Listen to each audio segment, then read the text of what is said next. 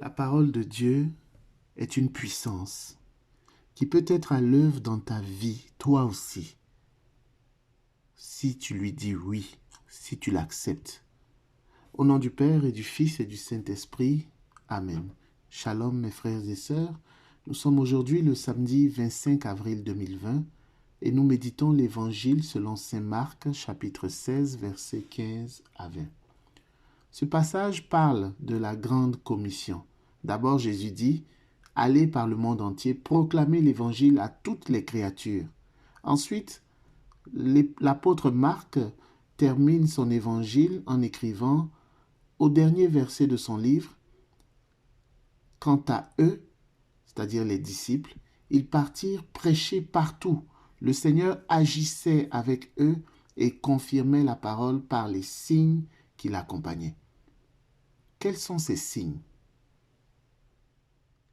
Les démons sont chassés, les disciples parlent des langues nouvelles, ils prennent dans leurs mains des serpents, ils boivent des poisons mortels sans rien craindre, ils guérissent les malades en leur imposant les mains. Ce ne sont là que quelques exemples de signes.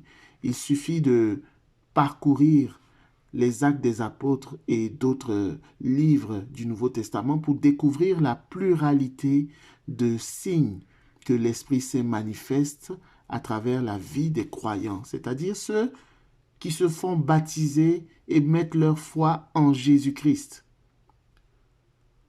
Tous ces signes montrent bien que l'Évangile est une puissance qui se met en œuvre lorsqu'un croyant l'annonce.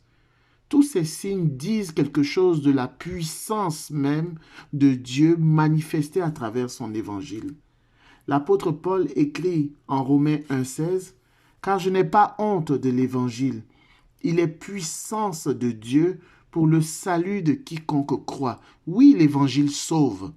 L'évangile est la parole de Dieu annoncée, manifestée par Jésus-Christ de Nazareth. Et cette parole-là, comme Jésus lui-même qui était en mission sur cette terre, était venu pour sauver, non pas pour juger le monde, mais pour le sauver. Et bien là, l'évangile te sauve quand tu l'accueilles dans ta vie. L'évangile transforme ta vie.